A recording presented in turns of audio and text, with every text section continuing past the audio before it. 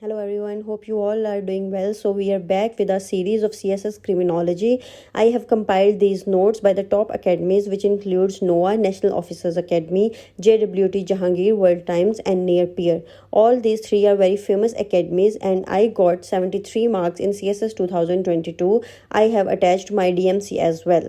So if you have any queries related to the optional subjects or anything related to criminology, you can mention it in the comment section. I'll try to help you as much as possible. So today we will discuss the topic 4 of CSS Criminology syllabus as recommended by FPSC, which is the theoretical perspective. इसमें basically pre classical school, classical school और positivist school of thought हैं. अगर हम क्रिमिनोलॉजिकल perspective की बात करें तो ये बहुत इंपॉर्टेंट लेक्चर है. आपने इसको ज़रूर अच्छे से सुनना है और इसके नोट्स बनाने हैं और अपने कोशिश करनी है कि आप इसको इस तरह अंडरस्टैंड करें कि सिंपलेस्ट क्वेश्चंस में भी आप थ्योरेटिकल पर्सपेक्टिव को मेंशन कर चुके हैं. मैंने रिपीटेडली ये बात कही है कि हर सब्जेक्ट की एक थ्योरेटिकल बेस होती है. जब तक आप उसकी थ्योरेटिकल बेस को अंडरस्टैंड नहीं करेंगे आप उस सब्जेक्ट को अंडरस्टैंड नहीं करेंगे. सिर्फ इस थ्योरेटिकल बेस को अंडरस्टैंड करने की वजह से मैंने इस सब्जेक्ट को इतने अच्छे से अंडरस्टैंड किया कि I got 73 marks in the CSS 2022 papers. अगर मैंने बहुत ज़्यादा इसकी प्रैक्टिस नहीं की, मैंने इसकी रिटन प्रैक्टिस बिल्कुल भी नहीं की, लेकिन I am good at its theoretical perspective, I am good at its theoretical base. So you have to understand the theoretical perspective. तो अब यहाँ से हम स्टार्ट करते हैं क्रिमिनोलॉजिकल पर्सपेक्टिव को डिस्कस करना. तो इसमें बेसिकली 3 तरह के स्कूल्स ऑफ थॉट हैं. पहला है pre classical school of thought, second one is classical school of thought and the third one is positivist school of thought. सबसे पहले हम डिस्कस करेंगे pre classical school of thought. उनकी एक अर्ली एक्सप्लेनेशन है क्रिमिनल बिहेवियर की. उसमें जब पहले दौरों में क्राइम कमिट किया जाता था तो वो कहा जाता था कि जो क्राइम है वो बेसिकली उसके पीछे है डेमोनोलॉजी, कि जो डेमन्स है ना, जो जिन भूत बलाएं, इसकी वजह से कोई बंदा क्राइम कमिट करता है.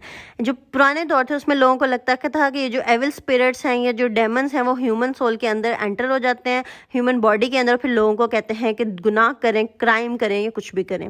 अब जो टर्म्स जैसे कि जिनमें डेमन्स, विचेस, विंडिगोज हैं, ये बेसिकली उन लोगों के लिए यूज़ की जाती थी जो डेमोनिक इन्फ्लुएंस में आके क्राइम करते थे. बेसिकली कहा जाता था कि जो ये सुपर नेचुरल पावर्स हैं वो बेस्ट एक्सप्लेनेशन थी पुराने दौरों में क्राइम के लिए. इसी वजह से ये बिलीव किया जाता था कि जो एक बंदा है वो अपनी वजह से क्राइम कमिट नहीं करता, अपनी फ्री विल की वजह से क्राइम कमिट नहीं करता, पर इसलिए क्राइम कमिट करता है क्योंकि वो किसी इविल स्पिरिट की इन्फ्लुएंस के अंदर आ गया है. अब आज के दौर में हमारे पास एक्यूरेट थ्योरीज हैं, लेकिन स्टिल जो डेमोनोलॉजी है कि आप जो है क्राइम अंडर इन्फ्लुएंस, इसको स्टिल माना जाता है कि ये इतनी एक इन्फ्लुएंशियल थ्योरी रह चुकी है पुराने दौरों में. तो अब हम इसमें डिस्कस करेंगे सेकंड स्कूल ऑफ थॉट, जो कि बहुत इंपॉर्टेंट स्कूल ऑफ थॉट है, जिसको हम कहते हैं क्लासिकल स्कूल ऑफ थॉट. ये बेसिकली ओरिजिनेट हुआ ड्यूरिंग द इनलाइटनमेंट एरा, जिसे रिनेसेंस भी कहते हैं, जो कि 17th और 18th सेंचुरी का टाइम पीरियड था. इसमें जो नोटेबल वर्क है वो क्रिमिनोलॉजिस्ट सीज़र बेकेरिया और जेरेमी बेंथम, इन 2 बंदों ने बहुत इस पर काम किया. इससे पहले तक जो पनिशमेंट, क्लासिकल स्कूल से आने से पहले तक जो पनिशमेंट होती थी वो इतनी स्वेयर और क्रूअल होती थी कि जिसकी कोई हद नहीं है. किसी ने चोरी भी की है, किसी ने छोटा सा भी कोई ऑफेंस किया, लेकिन स्टिल उसके हाथ काट देंगे, उसका सर काट दो.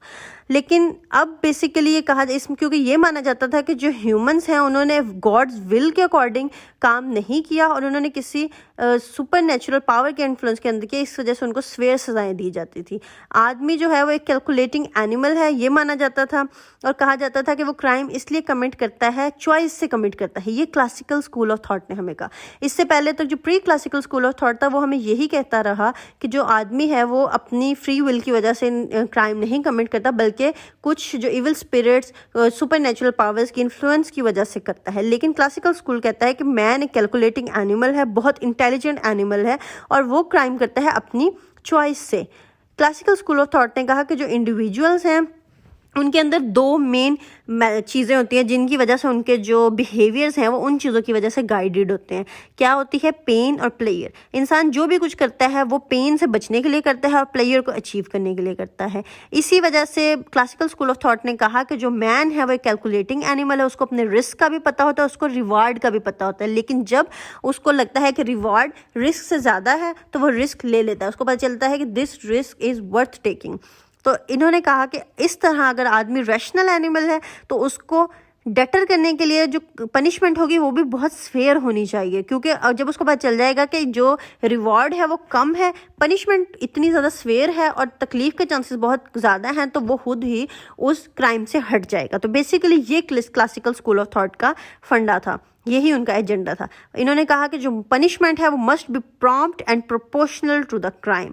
तो यही वजह है कि क्लासिकल स्कूल ऑफ थॉट में बहुत फेयर पनिशमेंट्स देनी शुरू कर दी। अगर अब हम क्लासिकल स्कूल ऑफ थॉट का क्रिटिकल एनालिसिस करें, क्रिटिसिज्म भी करें, तो आपने एक बात देखी होगी कि क्लासिकल स्कूल ऑफ थॉट ने कॉज ऑफ क्राइम को डिस्कस ही नहीं किया कि बंदे क्राइम क्यों करते हैं। इन्होंने कहा कि इंसान सिर्फ अपनी फ्री विल से क्राइम करता है, प्लेयर के लिए क्राइम करता है। और इन्होंने स्टैंडर्डाइजेशन ऑफ पनिशमेंट कर दी कि पनिशमेंट को स्टैंडर्डाइज्ड कर दिया, एक स्टैंडर्ड उसका सेट कर दिया कि हर बंदे को ही इस तरह पनिशमेंट मिलेगी। तो ये बेसिकली इसका एक क्रिटिसिज्म है क्लासिकल स्कूल ऑफ थॉट का। अब हम मूव करेंगे अपने सबसे इंपॉर्टेंट स्कूल ऑफ थॉट की तरफ, जो कि है पॉजिटिविस्ट स्कूल ऑफ थॉट।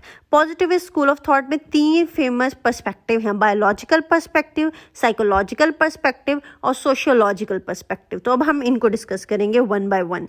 तो पॉजिटिव स्कूल ऑफ थॉट बहुत इंपॉर्टेंट है आपके लिए, आपने बहुत ज़्यादा इसको थॉरली स्टडी करना है। तो पॉजिटिव स्कूल ऑफ थॉट है क्या? बेसिकली ये स्कूल ऑफ थॉट है, ये second half of the 19th century में आया। जैसे कि वो स्कूल ऑफ थॉट जो है क्लासिकल स्कूल ऑफ थॉट है, वो हमारे पास आया 17th-18th सेंचुरी में इनलाइटनमेंट के टाइम पे। तो इसके जो फाउंडर हैं वो है सीज़र लैम्ब्रोसो, इटालियन हैं। इन्होंने कहा कि जो एम्पिरिकल और साइंटिफिक स्टडी करते हैं हम क्राइम की, क्रिमिनल्स की और क्रिमिनल बिहेवियर की, और इन्होंने कहा कि ये बहुत ज़रूरी है। इनका जो एम्फेसिस था वो था on the determinism against free will. इनकी थ्योरी सजेस्ट करती है कि जो एनवायरनमेंट है, एनवायरनमेंट या कैजुअल फैक्टर्स हैं, वो भी किसी को क्राइम की तरफ माइल कर सकते हैं, वो भी एक रीज़न हो सकता है क्रिमिनल बिहेवियर के पीछे। इन्होंने एम्पिरिकली स्टडी किया क्राइम को, और उन्होंने कहा इससे हमें इंपॉर्टेंट इंसाइट मिलेगी कि क्राइम का कॉज क्या है। अगर हमें क्राइम का कॉज पता चलेगा तो ही तो हम इतनी इफेक्टिव प्लानिंग करेंगे कि हम उस क्राइम को प्रिवेंट कर सकें, कोई स्ट्रेटजीज बनाएं। इनका जो पॉजिटिव स्कूल ऑफ थॉट है, उन्होंने प्ले किया एक important role in the development of modern criminology. तो basically Cesare Lombroso is the founder of modern criminology. इन्होंने ट्रांसफॉर्म किया क्रिमिनोलॉजी को एक साइंस में। तो अब हम डिस्कस करेंगे बायोलॉजिकल पर्सपेक्टिव। बायोलॉजिकल पर्सपेक्टिव में हम डिस्कस करते हैं कि जो बायोलॉजिकल थ्योरी ऑफ क्राइम क्या है। ये भी बेसिकली सीज़र लैम्ब्रोसो के वर्क से ही हम ट्रेस करते हैं 19th सेंचुरी में। इन्होंने अप्रोच हाईलाइट की कि कुछ साइकोलॉजिकल डिफरेंस होते हैं क्रिमिनल्स और नॉन क्रिमिनल्स के अंदर। इन्होंने कहा कि जो एनाटॉमी, साइकोलॉजिकल और जेनेटिक अबनॉर्मलिटीज़ होती है एक इंडिविजुअल के अंदर, और वो लोग ज़्यादा क्राइम कमिट करते हैं। इन्होंने कहा कि जो रेशियल हेरिटेज, आप लोग क्या खाते हैं, आपकी न्यूट्रिशन, लर्निंग डिसेबिलिटीज़, ये भी पॉसिबल एक्सप्लेनेशंस हो सकती हैं क्रिमिनल बिहेवियर के पीछे। इनका जो फर्स्ट पर्सपेक्टिव था ये बायोलॉजिकल पर्सपेक्टिव ही था, जिसने चैलेंज किया था फ्री विल अप्रोच को, जो कि सीज़र लैम्ब्रोसो लेके आए। इन्होंने कहा कोई फ्री विल नहीं होती, कि इंसान सिर्फ free will say he crime नहीं कमिट करता, बल्कि कुछ बायोलॉजिकल पर्सपेक्टिव्स भी होते हैं जो उसको बेबस कर देते हैं। इसी वजह से जो बायोलॉजिकल थ्योरीज हैं वो ज़्यादा क्रेडिबल कंसिडर होने लगी as compare to the previous theories of that time. अब जो बायोलॉजिकल थ्योरीज है इसमें सीज़र लैम्ब्रोसो ने डिस्कस किया है कंसेप्ट एटाविज्म का, जो कहते हैं कि जो क्रिमिनल्स होते हैं वो प्रिमिटिव सैवेजेस थे who were evolutionary backward compare to normal citizens. कि कुछ ऐसे सिटीजन्स, कुछ ऐसे लोग वो क्रिमिनल्स बनते हैं जिनके अंदर एटाविज्म का कंसेप्ट हो, मतलब कि कुछ लोग एवोल्यूशनरी ज़्यादा बैकवर्ड होते हैं, या पहले जब वो इवॉल्व हुए तो उनके अंदर जो एनिमल ट्रेड्स थे वो रह गए, इसलिए वो लोग ज़्यादा प्रोन टू क्राइम होते हैं, उन्हें ज़्यादा उनका दिल करता है कि वो क्राइम कमिट करें। लैम्ब्रोसो ने एक और कंसेप्ट दिया है जिसको बोलते हैं फ्रीनोलॉजी। ये यूज़ की जाती है to predict and identify criminal tendencies. उन्होंने मेजर किया जो उनकी पूरी ये एक साइंटिफिक स्टडी थी, इसकी जो फिलॉसफी है उसको उन्होंने प्रूव करने के लिए एक जो कंसेप्ट स्टार्ट किया। तो उन्होंने मेजर किया था the distance between the toes of criminals and non criminals, और उन्होंने कहा कि जो क्रिमिनल्स हैं उनके जो टोज होते हैं उनके अंदर गैप होता है ग्रेटर देन 3 मिलीमीटर का, और नॉन क्रिमिनल्स के अंदर नहीं होता। इसी तरह उन्होंने फ्रीनोलॉजी बेसिकली बॉडी पार्ट की स्टडी थी, टोज की हो गई, हाथों की शेप या साइज हो गया। तो इस चीज़ से उन्होंने कहा कि कुछ लोग क्रिमिनल होते हैं, कुछ नहीं होते। इस तरह उन्होंने एक एंशिएंट टेक्निक थी फिजियोजेनोमी की, वो भी उन्होंने अप्लाई की क्रिमिनोलॉजी के ऊपर। कहा कि कुछ लोगों के जो फेशियल फीचर्स होते हैं इससे ही पता चल सकता है कि ये लोग क्रिमिनल क्रिमिनल हैं या नहीं। लिम्ब्रोसो ने एक और जो काम किया वो उन्होंने बहुत ज़्यादा रिलाई किया रेशियल स्टीरियोटाइप्स पे। उन्हें कहा कि जो ऑब्लिक आईलिड्स या जिसे एक मंगोलियन करेक्टरिस्टिक्स है, उसके अलावा उन्होंने कहा कि जो projection of the lower face and jaws, और ये निग्रोज में पाया जाता है। इन्होंने कहा कि जिन लोगों की ऑब्लिक आईलिड्स और जो projection of lower face and jaws होती है वो लोग भी क्या है, ज़्यादा उनकी टेंडेंसी होती है क्रिमिनलिटी की और वो लोग क्रिमिनल होते हैं। लेकिन इसको रेशियल स्टीरियोटाइप्स इसलिए कहा जाए क्योंकि उन्होंने एक मंगोलियन करेक्टरिस्टिक और एक निग्रोज का करेक्टरिस्टिक क्या कर दिया, प्रोमिनेंट कर दिया। तो आप इसका क्रिटिकल एनालिसिस ऐसे कर सकते हैं कि जो उनकी थ्योरी थी वो बहुत ज़्यादा रेशियल डिस्क्रिमिनेशन पे बेस करती थी। इसके अलावा उन्होंने एक बुक लिखी जिसका नाम था द क्रिमिनल मैन, जो कि 1880 में पब्लिश हुई। इसमें उन्होंने कहा कि जो जनरल जो ये थ्योरीज हैं ये नोटेबल हैं for their expressive faces and manual dexterity. कुछ लोग होते हैं उनकी स्मॉल वंडरिंग आईज होती हैं जो अक्सर ऑब्लिक इन शेप होती हैं, जिनके थिक एंड क्लोज आईब्रोज हों, जिनकी डिस्टॉर्टेड और स्क्वाश नोजेज हों, और जिनके जो बियर्ड्स और हेयर बहुत ज़्यादा थिन हो या स्लोपिंग फोरहेड्स हों, ये सारे क्या होते हैं, क्रिमिनल्स होते हैं। इसी तरह उन्होंने कहा कि जो रेपिस्ट होते हैं उनके हमेशा जग एयर्स होते हैं, और रेपिस्ट जो होते हैं उनके हमेशा स्पार्कलिंग आईज होती हैं, बहुत डेलिकेट फीचर्स होते हैं, लेकिन उनके स्वॉलन लिप्स और आईलिड्स होते हैं और काफ़ी उनमें से फ्रेल होते हैं। तो बेसिकली ये सब कुछ उन्होंने अपनी क्रिमिनल मैन बुक में लिखा। फिर इसी बायोलॉजिकल पर्सपेक्टिव में कुछ और कंट्रीब्यूटिंग थ्योरीज हैं। एक बहुत फेमस थ्योरी है विलियम शेल्डन की थ्योरी। इन्होंने कहा, विलियम शेल्डन ने, कि कुछ लोग होते हैं और उनको कैटेगराइज किया, कुछ को एंडोमॉर्फ में, कुछ को मीजोमॉर्फ में और कुछ को एक्टोमॉर्फ में। इन्होंने कहा कि जो एंडोमॉर्फ होते हैं वो बहुत ज़्यादा रिलैक्स्ड, सोशिएबल और कंफर्ट लविंग और पीसफुल होते हैं। अगर इन्होंने कहा इसकी हम शेप कहें तो वो बड़े प्लम्प, बग्जम, डेवलप्ड और विजरल स्ट्रक्चर होता है, मोटे मोटे से होते हैं। फिर उन्होंने कहा कि कुछ मीजोमॉर्फ होते हैं, वो कैसे होते हैं, वो एक्टिव होते हैं, असर्टिव होते हैं, विग्रस होते हैं और कम्बैटिव होते हैं, और उनकी शेप बड़ी मस्कुलर सी होती है। कोई ऐसा आदमी और है जो बड़े मस्कुलर से हों, वो उन्होंने कहा मीजोमॉर्फ में। इसी तरह उन्होंने कहा कि एक्टोमॉर्फ भी होते हैं, वो quite, fragile, restrain, non assertive और सेंसिटिव से होते हैं, लीन, डेलिकेट और पुअर मसल्स होते हैं, और उनकी शेप में वो दुबले पतले से होते हैं। अब विलियम शेल्डन की जो थ्योरी है वो कहते हैं कि जो लोग हैं उनको क्लासीफाई किया उन्होंने 3 बॉडी शेप्स में, एक्टोमॉर्फ, मीजोमॉर्फ और एंडोमॉर्फ। और उन्होंने कहा कि जो एंडोमॉर्फिक होते हैं वो फैट एंड सॉफ्ट होते हैं और बड़े सोशलेबल और रिलैक्स्ड होते हैं। जो एक्टोमॉर्फ होते हैं वो बड़े थिन और फ्रेजाइल होते हैं और बड़े इंट्रोवर्टेड और रिस्ट्रेन्ड होते हैं। अब जो मीजोमॉर्फिक होते हैं वो मस्कुलर और हार्ड होते हैं, तो वो एग्रेसिव भी होते हैं और एडवेंचरस भी होते हैं। तो शेल्डन ने कहा कि काफ़ी ज़्यादा जो कन्विक्ट्स हैं वो मीजोमॉर्फिक उन्होंने पाए, और इसी वजह से उन्होंने कहा कि जो सबसे कम लोग जो क्राइम करते हैं वो एक्टोमॉर्फिक होते हैं। तो ये विलियम शेल्डन की थ्योरी थी, 1942 में ये आई। इसके अलावा एक और बायोलॉजिकल थ्योरी है जिसको हम कहते हैं XYY मेल थ्योरी। अब मॉडर्न बायोलॉजिकल एक्सप्लेनेशंस में जो XYY क्रोमोसोम थ्योरी है, इसमें कहा जाता है कि जो नॉर्मल मेल्स हैं उनके अंदर XY क्रोमोसोम होता है, लेकिन अगर किसी मेल के अंदर XYY क्रोमोसोम है तो उसको हम क्या कहते हैं, सुपर मेल। या इस मेल थ्योरी में ये कि उनको ये जो एक और एक्स्ट्रा वाई क्रोमोसोम है ये ज़्यादा वायलेंट कर देता है। इस तरह इन्होंने एक स्टडी कंडक्ट की प्रिजनर्स की जिन्होंने वायलेंट क्राइम्स कंडक्ट किए थे, और उसमें से उन्हें जो हर 1 in 1000 मेल्स में क्या था, XYY क्रोमोसोम था। तो इससे पता चलता है कि ये भी एक एक्सप्लेनेशन हो सकती है। ये थ्योरी 1960s में आई। पॉजिटिविस्ट क्रिमिनोलॉजिस्ट ही थे जिन्होंने इस पर काम किया, और उन्होंने कहा कि जो XYY है वो लोग ज़्यादा क्रिमिनल टेंडेंसीज रखते हैं। अब हम अपने थ्योरेटिकल पर्सपेक्टिव में मूव करते हैं सेकंड पर्सपेक्टिव की तरफ, पॉजिटिव स्कूल का, जो कि है psychological perspective. We are done with our biological perspective. Psychological perspective की अगर हम बात करें तो इसमें एक बहुत फेमस नाम है चार्ल्स गोरिंग का। इन्होंने डिस्कवर किया एक relationship between crime and flawed intelligence. Goring ने एग्जामाइन किया 3000 कन्विक्ट्स को जो कि इंग्लैंड में रहते थे, और इन्होंने कहा कि इनके अंदर कोई फिजिकल डिफरेंस नहीं था क्रिमिनल्स और नॉन क्रिमिनल्स के अंदर। तो इन्होंने कहा कि बायोलॉजिकल थ्योरीज जस्टिफिकेशन नहीं देती क्रिमिनल टेंडेंसीज की, लेकिन इन्होंने कहा कि ये जो क्रिमिनल्स हैं ये ज़्यादातर इनसेन थे, ज़्यादातर अनइंटेलिजेंट थे, और मोस्टली इन सबका पुअर सोशल बिहेवियर था। तो यहाँ से इन्होंने रिलेट किया क्रिमिनोलॉजी को, क्रिमिनल टेंडेंसीज को साइकोलॉजी से।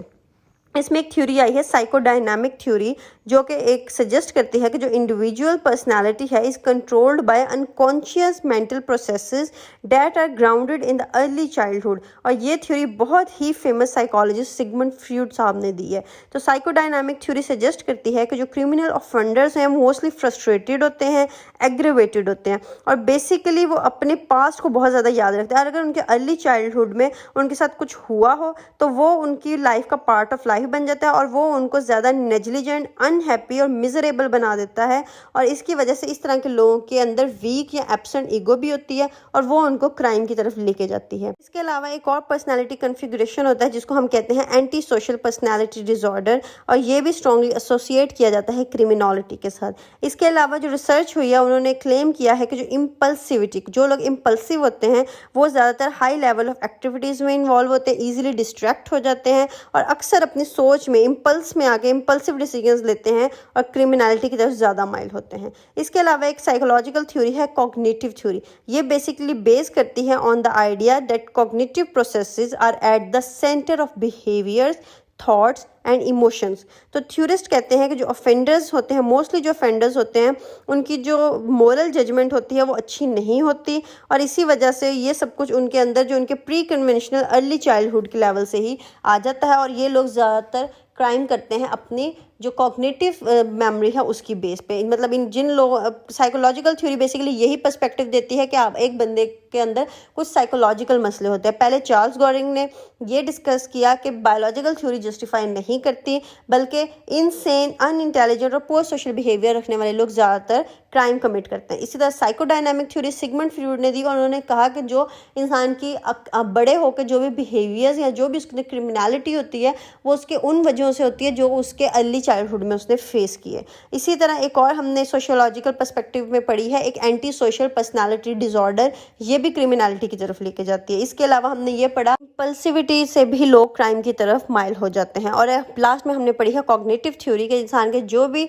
रिएक्शंस होते हैं, जो भी उसका बिहेवियर होता है, वो उसकी बेसिकली जो कॉग्निशन की वजह से, उसके कॉग्निटिव प्रोसेसेस की वजह से होता है। अब हम मूव करते हैं अपने थ्योरेटिकल पर्सपेक्टिव में सोशियोलॉजिकल पर्सपेक्टिव की तरफ। सबसे important positive school of thought का कोई पर्सपेक्टिव है तो वो सोशियोलॉजिकल पर्सपेक्टिव है। बायोलॉजिकल पर्सपेक्टिव में बहुत ज़्यादा जेंडर डिस्क्रिमिनेशन, रेशियल डिस्क्रिमिनेशन की गई है।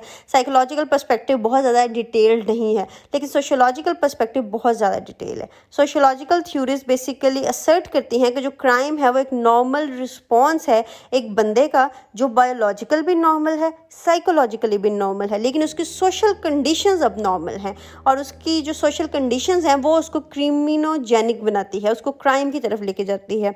सोशियोलॉजिकल पर्सपेक्टिव फोकस करता है सोशल स्ट्रक्चर फैक्टर्स पे, पॉवर्टी पे, सोशल डिसऑर्गेनाइजेशन पे, और ये कहता है कि जो सारे इंसान के क्रिमिनल बिहेवियर्स हैं ये उसकी फैमिली, स्कूल, पीयर ग्रुप्स की वजह से उसके अंदर ये क्रिमिनल टेंडेंसीज डेवलप होती हैं। अगर हम सोशियोलॉजिकल पर्सपेक्टिव में डिस्कस करें तो इसमें हम जो थ्योरीज डिस्कस करेंगे उनमें social disorganisation theory, strain theory, social control theory, learning theory और लेबलिंग थ्योरी है। सबसे पहले हम डिस्कस करते हैं social disorganisation theory.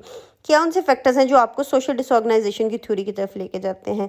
Criminal behaviours कैसे लोगों में आते हैं, जब उनका लो सोशो इकोनॉमिक स्टेटस हो, जब उनके अंदर बहुत ज़्यादा एथनिक हेट्रोजेनिटी हो और रेजिडेंशियल मोबिलिटी हो। ये बात हम पहले भी डिस्कस कर चुके हैं कि ऐसे लोग जो बहुत गरीब जगहों पे रह रहे हो, बहुत गरीब हों, एथनिकली मार्जिनलाइज्ड हों, जहाँ पे वो रहते हो वहाँ पे डिफरेंट एथनिसिटी के लोग हों। अब हम जिन गली मोहल्लों कॉलोनीज़ में रहते हैं वहाँ पे हमारे जैसे ही लोग रहते हैं, लेकिन हर जगह ऐसा नहीं होता। कुछ लोग बहुत ज़्यादा डिफरेंट जो रिलीजन्स के लोग, डिफरेंट कास्ट, डिफरेंट क्रीड और डिफरेंट एथनिसिटी के लोगों के साथ रह रहे होते हैं, तो फिर उनकी जो अपब्रिंगिंग है वो वैसे नहीं होती जैसे नॉर्मल लोगों की होती है। और उनके अंदर बहुत ज़्यादा रेजिडेंशियल मोबिलिटी होती है, वो एक जगह पे हमेशा से नहीं रह रहे होते बल्कि अपनी जगह चेंज कर रहे होते हैं बार बार। इसी वजह से ऐसे लोग ज़्यादा क्राइम कमिट करते हैं। अगर आपने एक ही जगह पे रहना हो हमेशा से तो आप वहाँ पे क्राइम नहीं कमिट करेंगे, क्योंकि आपको पता होता है कि आपकी सोसाइटी में कोई इज्जत है। लेकिन अब आपको पता हो कि आपने यहाँ पे अगर क्राइम कमिट भी कर दिया तो डजेंट मैटर, आपने 1 महीने 2 महीने बाद यहाँ से मूव कर जाना है। तो ये होती है सोशल डिसऑर्गेनाइजेशन थ्योरी। जब आप सोशली डिसऑर्गेनाइज्ड होते हैं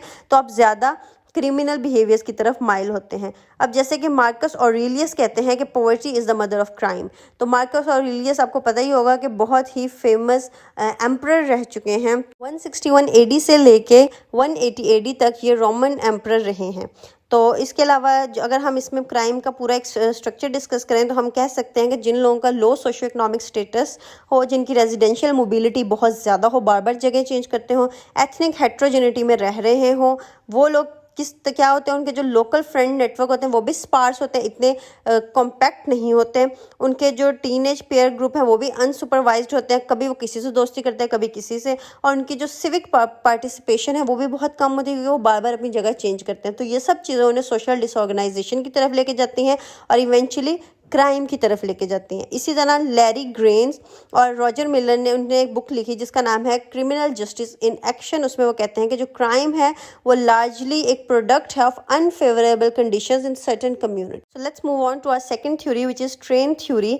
ये बेसिकली फॉलो करती है the work of Emile Durkheim, बहुत ही फेमस सोशियोलॉजिस्ट हैं। ये जो इनका काम है ये मर्टन और कोहन ने एडवांस किया इमाइल दुर्खीम की थ्योरी को। तो स्ट्रेन थ्योरी हमें कहती है कि जो क्राइम है उसकी जो मोटिवेशन है वो सोसाइटी ही हमारे अंदर डालती है। प्रेशर ऑफ सोसाइटी एक बंदे को कन्विंस करती है कि वो क्राइम कमिट करे। कैसे? वो कहते हैं कि सोसाइटी एम्फसाइज करती है मॉनेटरी गेन्स पे। सोसाइटी कहती है कि आपने पैसे कमाने हैं, आपने सक्सेसफुल होना है। तो अगर कोई बंदा बहुत कोशिश करके भी सक्सेसफुल नहीं हो पाता, पैसे नहीं कमा सकता, तो वो प्रेशर ऑफ सोसाइटी के इन्फ्लुएंस में आ जाता है। इसी तरह हमारा जो वीक एम्फेसिस होता है लिजिटिमेट नॉर्म्स के ऊपर। सोसाइटी हमेशा हमें ये कहती है कि पैसे कमाओ, लेकिन ये नहीं कहती कि लिजिटिमेट तरीके से ही करो, बल्कि आपको सक्सेसफुल करना है नो मैटर व्हाट। इसी तरह जो डेवियंस है वो इंसानों के अंदर अराइज हो जाती है जब वो एक उनके जो इंडिविजुअल गोल्स के अंदर कन्फ्लिक्ट पैदा हो जाए, और अगर एक बंदा है वो बहुत कोशिश कर रहा है अपने लेजिटिमेट तरीके से अपने गोल अचीव करने की, लेकिन वो नहीं कर पा रहा, तो अब वो क्या करेगा? डेविएट हो जाएगा। अब लोग डिफरेंट तरह के लोग डिफरेंट तरह से डेविएट होते हैं। अब स्ट्रेन थ्योरी कहती है कि 5 वेज होते हैं अडेप्टेशन के। क्या? कन्फॉर्मिटी, मतलब कि कन्फॉर्म करना सोशल नॉर्म्स के साथ, इनोवेशन, रिचुअलिज्म, रिट्रीटिज्म और रेबेलियन। तो रॉबर्ट के मर्टन्स की जो डेवियंस टाइपोलॉजी है, ये क्वेश्चन भी मेरे CSS 2022 के पेपर में आ चुका है। तो इसमें वो कहते हैं कि 2 तरह के एक हम डायनामिक्स स्टडी करते हैं। एक होते हैं इंस्टीट्यूशनलाइज्ड मीन्स और एक होते हैं कल्चरल गोल्स। तो जो बंदा अपने जो मीन्स हैं वो भी लेजिटिमेट रखे, अपने कल्चरल गोल्स को भी लेजिटिमेट करे, दोनों चीज़ों को एक्सेप्ट करे, तो वो कन्फॉर्मिटी में फॉल करता है। लेकिन कुछ लोग ऐसे होते हैं जो कल्चरल गोल्स को तो एक्सेप्ट कर लेते हैं, लेकिन वो उस चीज़ को अपने जो गोल्स हैं उनको अटेन करने के लिए लेजिटिमेट तरीका नहीं एक्सेप्ट मतलब कोशिश कर सकते। तो वो किस चीज़ में फॉल करते हैं? वो फॉल करते हैं इनोवेशन में, कि वो एक नई डेविएंस की तरफ मूव कर जाते हैं। इसी तरह कुछ लोग होते हैं वो कल्चरल गोल्स को डेविएट कर जाते हैं उनसे बिल्कुल ही, लेकिन लेजिटिमेट रहते हैं, तो वो रिचुअलिज्म में फॉल करते हैं। कुछ लोग ऐसे होते हैं जो अपने कल्चरल गोल्स को भी डेविएट कर जाते हैं और लेजिटिमेसी से भी डेविएट कर जाते हैं, तो वो रिट्रीटिज्म में फॉल करते हैं। और जो रिट्रीटिज्म के अलावा कुछ लोग होते हैं वो न्यू गोल्स और न्यू मीन्स जनरेट करते हैं, तो वो रिबेलियन में। उन लोगों की भी सोच ही बदल जाती है, उनके गोल सब कुछ, वो सोसाइटी के सर्कल से भी निकल जाते हैं, लॉ के सर्कल से भी निकल जाते हैं। इसी तरह एक और फेमस थ्योरी है लेबलिंग थ्योरी, कि किसी को लेबल करना। ये थ्योरी जो है ये प्रोमिनेंट हुई during the 1960s and 1970s, और इसमें जो मेजर रोल है वो प्ले किया गया है हॉवर्ड बेकर ने। ये थ्योरी इमाइल दुर्खीम के काम से भी इसका एक हम ट्रेस कर सकते हैं। लेबलिंग थ्योरी कहती है कि जो लोग हैं वो आइडेंटिफाई करते हैं और बिहेव करते हैं in ways that reflect how other labels them. कोई एक बंदा है वो अच्छा काम करे, लेकिन लोग उसको कह रहे हैं ये तो है ही बुरा, ये तो है ही, इसमें तो ये तो बहुत ही सुस्त है, ये तो बहुत ही बुरा है, तो वो एट द एंड बहुत बुरा और सुस्त हो जाएगा। तो basically this is labelling theory, कि सोसाइटी जैसे किसी बंदे को लेबल करती है वो वैसा ही हो जाता है। एक बंदा है उससे छोटा सा कोई गुनाह हो गया, कोई प्राइमरी डेविएंस हो गई, कभी वो फेल हो गया, या कभी उसका कोई एक्सीडेंट हो गया, या कभी उसने ड्राइविंग अंडर इन्फ्लुएंस कर ली, तो अब वो उसने एक प्राइमरी डेविएंस किया, लेकिन सोसाइटी उसको लेबल करेगी कि हाँ इस बंदे ये तो है ही गलत, ये तो है ही गलत, ये तो है ही गलत। तो उस लेबलिंग थ्योरी की वजह से, लेबलिंग की वजह से उसके अंदर एक सेल्फ फुलफिलिंग प्रोफेसी जनरेट होगी कि वो कहेगा कि हाँ मुझे यही करना है, और उसके बाद फिर वो सेकेंडरी डेविएंस करेगा, फिर वो एक बड़ा क्राइम करेगा। तो बेसिकली लेबलिंग थ्योरी से भी लोग क्राइम की तरफ माइल हो जाते हैं। उसके अलावा एक बहुत फेमस थ्योरी है सोशल कंट्रोल थ्योरी। ये बेसिकली स्टार्ट हुई, ये जो वर्क है ये है एडवर्ड ए रॉस का, और इसके बाद इस पे एल्बर्ट जे रेस और जैक्सन टॉबी ने भी काम किया। ये थ्योरी कहती है कि जो सोशलाइजेशन है वो आपके अंदर सेल्फ कंट्रोल पैदा करती है। अगर किसी बंदे के अंदर सेल्फ कंट्रोल नहीं होगा तो वो क्राइम की तरफ माइल करेगा। सोशलाइजेशन मतलब कैसे कि सोसाइटी आपको बताती है कि क्या सही है क्या गलत। अगर आप सोसाइटी का एक बहुत इंपॉर्टेंट पार्ट बन जाओ तो फिर आपको ये होगा कि आप सोसाइटी के अकॉर्डिंग ही चलो, तो फिर आप क्राइम से क्या हो जाओगे, पीछे हो जाओगे। सेल्फ कंट्रोल अगर ना हो तो इंसान क्राइम कॉज करता है। इसी तरह सोशल कंट्रोल थ्योरी कहती है कि आपके जो मोरल कोड्स और सोशलाइजेशन है ये लोगों को लिमिटाइज कर देती है कि वो डेविएंस ना करें, वो अपनी सोसाइटी में इज्जत ना खोएं। इसी से क्या होता है कि जो क्राइम है वो कम हो जाता है। और अगर डिफरेंट तरह की सोसाइटी आपके अंदर कंट्रोल्स डालती है, एक डायरेक्ट कंट्रोल होता है, एक इनडायरेक्ट कंट्रोल होता है, एक इंटरनल कंट्रोल होता है और एक नीड सेटिस्फेक्शन कंट्रोल होता है। ये जो सोशल कंट्रोल थ्योरी है ये बेसिकली बॉन्ड थ्योरी भी इसी की एक सब थ्योरी है सोशल कंट्रोल थ्योरी की, और ये ट्रेविस हर्शी ने प्रेजेंट की थी। ये क्वेश्चन हमेशा पेपर में बहुत दफ़ा आ चुका है, ट्रेविस हर्शी की सोशल कंट्रोल थ्योरी या बॉन्ड थ्योरी। तो बेसिकली बॉन्ड थ्योरी हमें बताती है कि दो तरह के बिहेवियर होते हैं, एक कन्फॉर्मिंग बिहेवियर और एक क्रिमिनल बिहेवियर। जब आप कोई बंदा सोसाइटी का ऐसा पार्ट हो कि वो अपनी फैमिली के साथ बहुत अटैच हो, अपने फ्रेंड्स और कम्युनिटी सिविल कम्युनिटी के साथ बहुत अटैच हो, तो उसकी अटैचमेंट उसको कन्फॉर्मिंग बिहेवियर की तरफ लेके जाती है, वो क्राइम नहीं कमिट करेगा। किसी बंदे के अंदर कमिटमेंट बहुत ज़्यादा हो, फ्यूचर को लेके, करियर को लेके, सक्सेस को लेके, पर्सनल गोल्स को लेके, तो वो भी हमेशा कन्फॉर्मिंग बिहेवियर की तरफ जाएगा। किसी बंदे के अंदर रिलीजियस वैल्यूज़ बहुत ज़्यादा हो, honesty, morality, fairness, patriotism, responsibility, तो वो भी कन्फॉर्मिंग की तरफ जाएगा। किसी बंदे के अंदर इन्वॉल्वमेंट बहुत ज़्यादा हो, स्कूल एक्टिविटीज़ में, स्पोर्ट्स टीम्स में, कम्युनिटी ऑर्गेनाइजेशन में, रिलीजियस ग्रुप में, सोशल क्लब्स में, तो वो भी उसको कन्फॉर्मिंग बिहेवियर की तरफ ही लेके जाएगी। अगर किसी बंदे के अंदर ये सारी चीज़ें, अटैचमेंट नहीं है फैमिली के साथ, कोई फ्यूचर गोल्स नहीं है, कोई उसके अंदर मोरालिटी, ऑनेस्टी, रिस्पॉन्सिबिलिटी, पैट्रियटिज्म नहीं है, कोई उसकी स्कूल एक्टिविटीज़ में नहीं है, अकेले से फिर रहा है, आइसोलेटेड है, तो ये बंदे ज़्यादा क्रिमिनल बिहेवियर कॉज करेंगे। तो सोशली जो लोग इन्वॉल्व होते हैं, सोशल कंट्रोल थ्योरी हमें ये कहती है कि अगर कोई बंदा सोशली बहुत ज़्यादा इन्वॉल्व है सोसाइटी में तो वो सोशल कंट्रोल थ्योरी उसको लिमिटाइज करेगी क्राइम से, और अगर कोई बंदा सोसाइटी से बिल्कुल कट ऑफ है तो वो ज़्यादा क्रिमिनल टेंडेंसी रखता है। हम मूव करते हैं अपनी लास्ट सोशियोलॉजिकल पर्सपेक्टिव की थ्योरी की तरफ, सोशल लर्निंग थ्योरी। ये बेसिकली सदरलैंड की डिफरेंशियल एसोसिएशन थ्योरी से इसकी रूट्स मिलती हैं, और बेसिकली ये एकर्स सोशल लर्निंग थ्योरी में इसका जो काम है वो स्टार्ट किया था। तो जो सोशल लर्निंग थ्योरी है वो कहती है कि learning is not purely behavioural, rather it is a cognitive process, कि ये आपकी मेमोरी में स्टोर्ड एक प्रोसेस है जो आपने आज तक देखा है।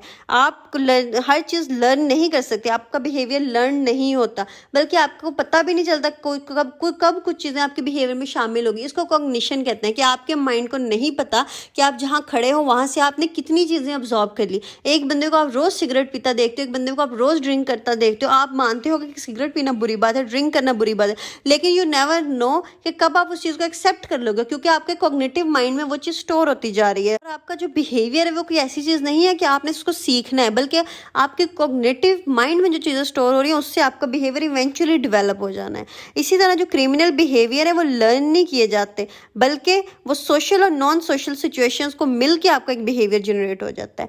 जब आप किसी चीज़ की तरफ अटेंशन देते हो, बार बार उसको देखते हो, वो चीज़ आपकी मेमोरी में रिटेन हो जाती है, उसको रिटेंशन कहते हैं। जब कोई चीज़ आपकी मेमोरी में रिटेन हो गई, रिटेंशन हो गया, तो वो रिप्रोड्यूस भी करेगी। जब वो रिप्रोड्यूस करेगी तो वो आपको मोटिवेट भी करेगी कि इट इज़ ओके, आपकी क्राइम को जस्टिफाई भी करेगी।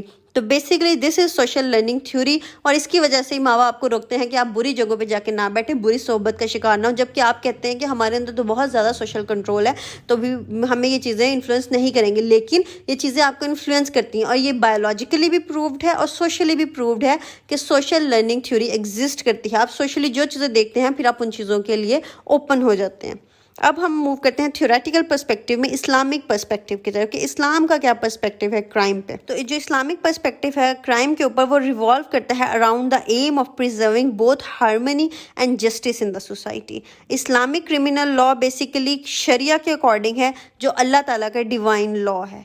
तो अगर हम इस्लामिक डिवीजन ऑफ क्राइम की बात करें तो इस्लामिक डिवीजन ऑफ क्राइम 3 तरह की है, हुदूद, किसास और ताज़ीर, जो हमें शरिया बताती है। शरिया हमारा इस्लामिक पर्सपेक्टिव है, हमारा कानून है। तो हुदूद क्या होती है?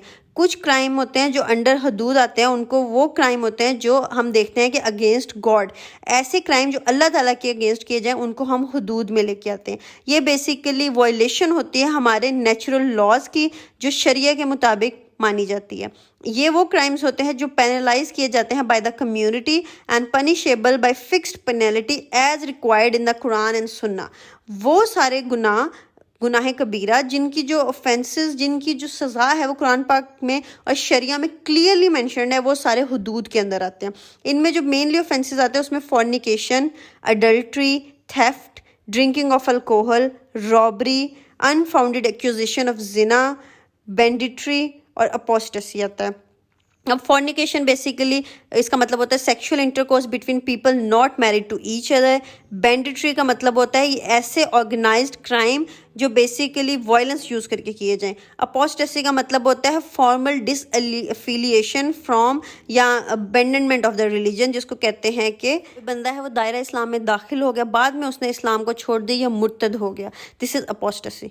तो बेसिकली उसके बाद हम डिस्कस करते हैं किसास। किसास एक सेकेंड लार्जेस्ट कैटेगरी है क्राइम की, जो कि होते हैं क्राइम अगेंस्ट इंडिविजुअल। जो हमने पहले क्राइम्स किए हैं वो क्राइम अगेंस्ट द शरिया है, मतलब कि जो अल्लाह ताला की हदों को पार करना वो हदूद में आते हैं। किसास में वो लोग आते हैं जिसमें आप किसी और बंदे को नुकसान पहुंचाते हैं।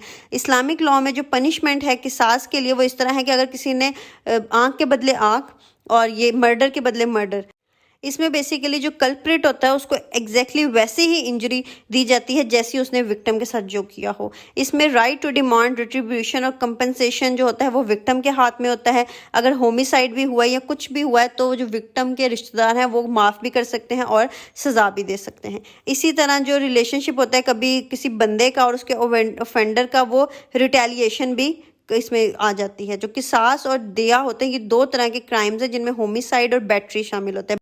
तो किसास के अंदर जो क्राइम्स आते हैं उनको प्राइवेट ऑफेंसेस कंसिडर किया जाता है, ना कि पब्लिक ऑफेंसेस। इसके अलावा जो फेमस टाइप है वो है ताज़ीर। इनमें वो क्राइम्स आते हैं जो पनिशेबल होते हैं by the penalties left to the discretion of the ruler और द जज काजी, मतलब कि जो आपका जो जज या काजी है वो आपको बता सकता है कि इसकी क्या सज़ा है। ये कुरान और सुन्ना में हमें इसकी वो एग्जैक्ट मिसालें नहीं मिलती या एग्जैक्ट हमें हुक्म नहीं मिलते। ऐसा कोई भी एक्ट जो किसी की प्राइवेट या कोई कम्युनिटी इंटरेस्ट को वायलेट करे वो ताज़ीर में आते हैं।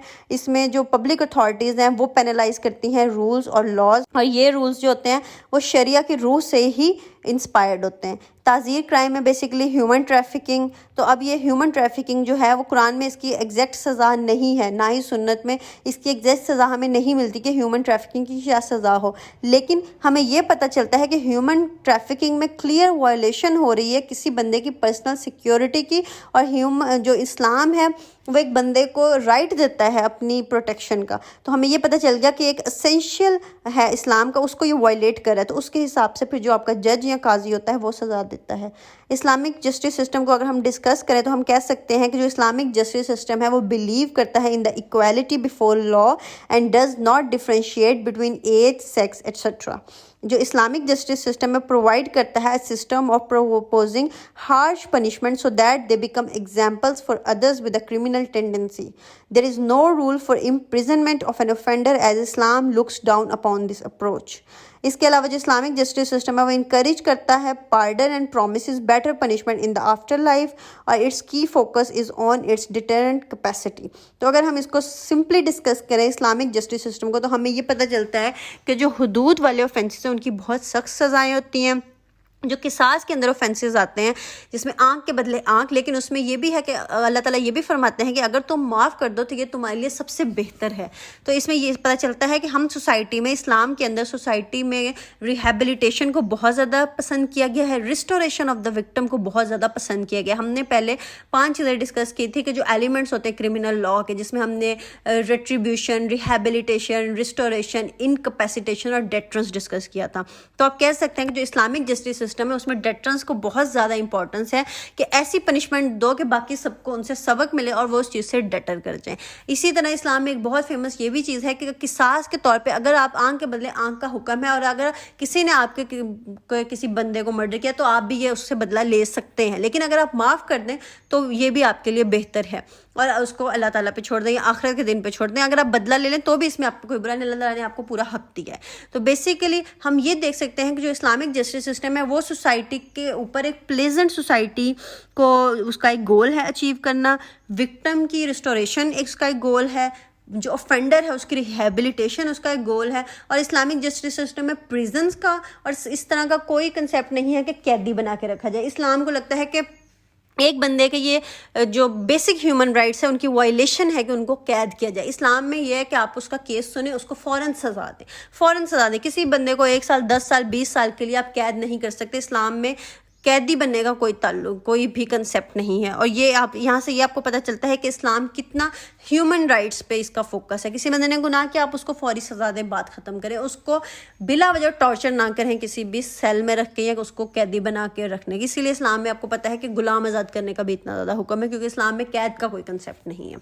So this is the Islamic perspective on crime. तो अब हमने इस लेक्चर में सारे पर्सपेक्टिव्स डिस्कस किए हैं। सबसे पहले हमने early explanation of criminal behaviour discuss किया, फिर हमने classical school of thought discuss किया, फिर हमने positive school of thought discuss किया। पॉजिटिव स्कूल ऑफ थॉट में हमने 3 पर्सपेक्टिव डिस्कस किए, जिनमें बायोलॉजिकल पर्सपेक्टिव, उसमें हमने सिजार लेम्ब्रोसो का वर्क, विलियम शेल्डन की थ्योरी और XYY मेल थ्योरी डिस्कस की। उसके बाद हमने इसमें साइकोलॉजिकल पर्सपेक्टिव डिस्कस किया, जिसमें हमने चार्ल्स गोरिंग का वर्क, सिगमंड फ्रूड का काम, साइकोडायनामिक थ्योरी, कॉग्निटिव थ्योरी और कुछ रिसर्चेस डिस्कस की। उसके बाद हमने थर्ड पर्सपेक्टिव डिस्कस किया जो था सोशियोलॉजिकल पर्सपेक्टिव, जिसमें हमने social learning theory, social control theory, labelling theory, differential association theory, Robert के मर्टन की theory, bond theory, Travis Hershey theory, ये सारी थ्योरीज डिस्कस की।